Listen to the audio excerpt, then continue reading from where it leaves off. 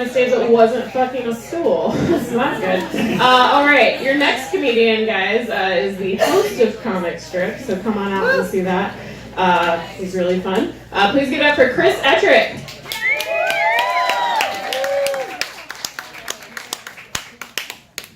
Hi, it's me, Chris Ettrick. Hi.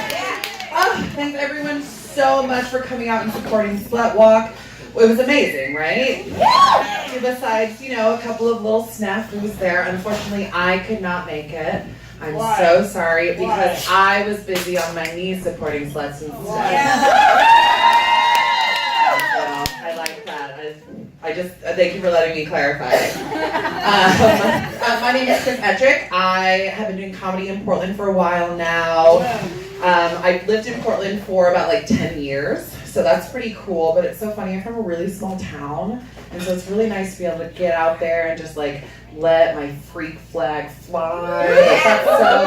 That's so fun. It's still really funny though.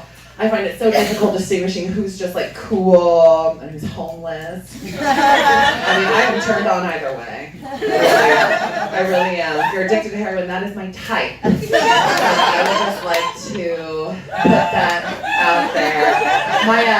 A little bit about me and my sex life. It is a lot like Pandora's box as of late. Nothing in there but hope. Right, it's a huge box. There's a lot of other things in there.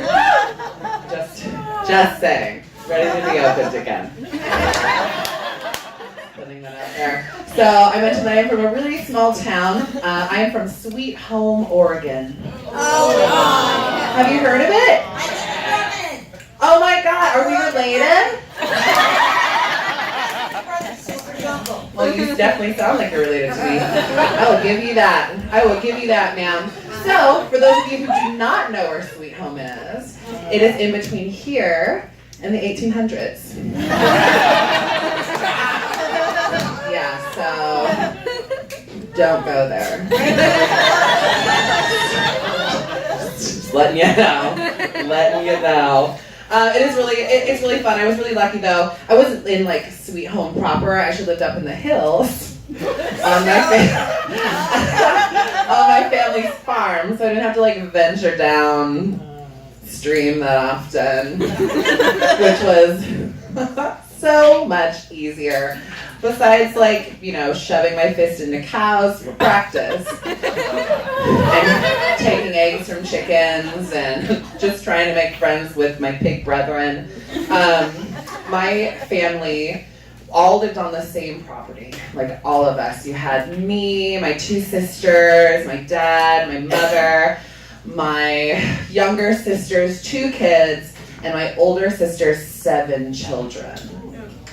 Honest to God, rednecks in Oregon. Well, no. If you were listening closely, we were in the hills. Hillbillies. Hillbillies. It was so funny, I was just visiting recently, and my dad was so proud of himself. Of course, they still have the broken down truck that's been there since forever. But he was like, "Do you notice anything different about the front yard, Christopher?" And I was like, "Oh, I don't know, Father. Did some of the dogs die? I don't know. Where are they?" And he's like, No. We got rid of your favorite toilet that was broken down in the front. Oh, my sweet father. I was like, "But Daddy, how are people going to drive by and know that our family is shit?"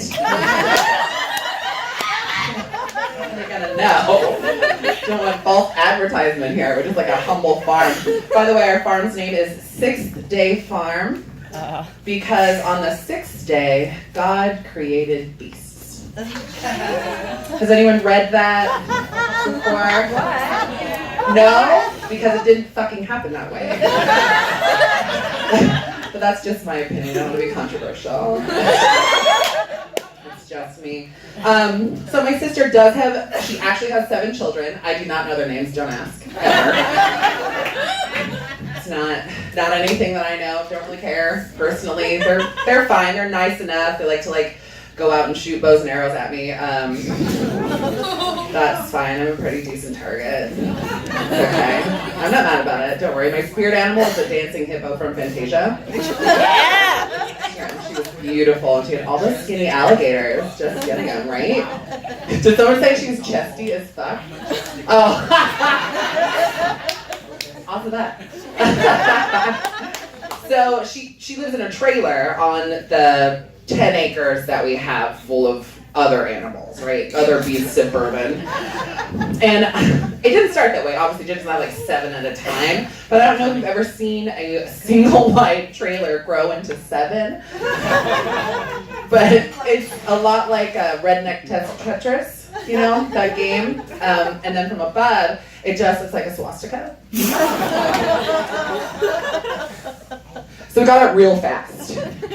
We got it very, very fast. So I come to Portland and do the splits on anyone who's holding still.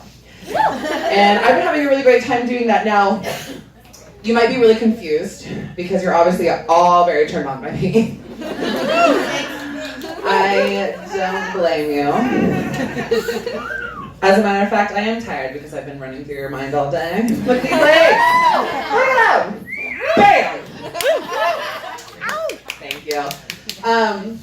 But I identify as a gay man, just so you know. You can address me in any way, shape, or form. Well, okay, let me preface that. I was born a man, but I actually identify as someone who respects women.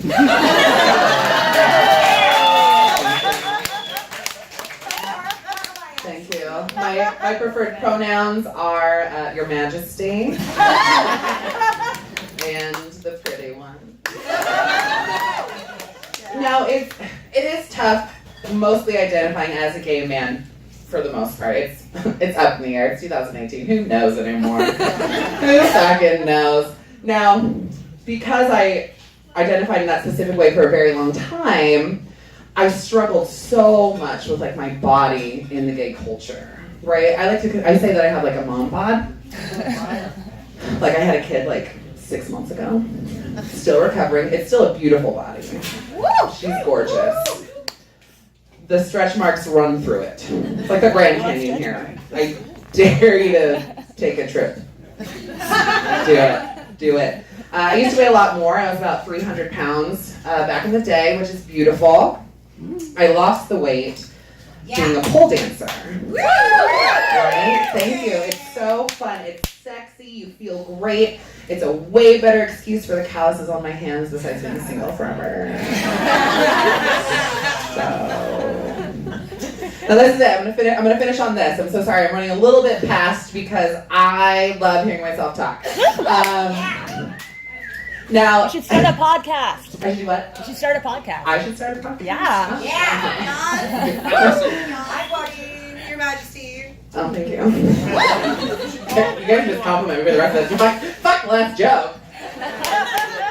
Thank you. Thank you very much. No, okay, no, but it is tough being a gay man. There is a lot of like physical expectations that, you know, straight people don't necessarily have to deal with, right? So for your knowledge, I don't fit into any of the gay animal body types. I'm not a bear or a cub or an otter. Those are real. So essentially, I'm not a gay you'd find in the fucking zoo. But you know, trying so hard to like be part of that community, I decided to come up with my own.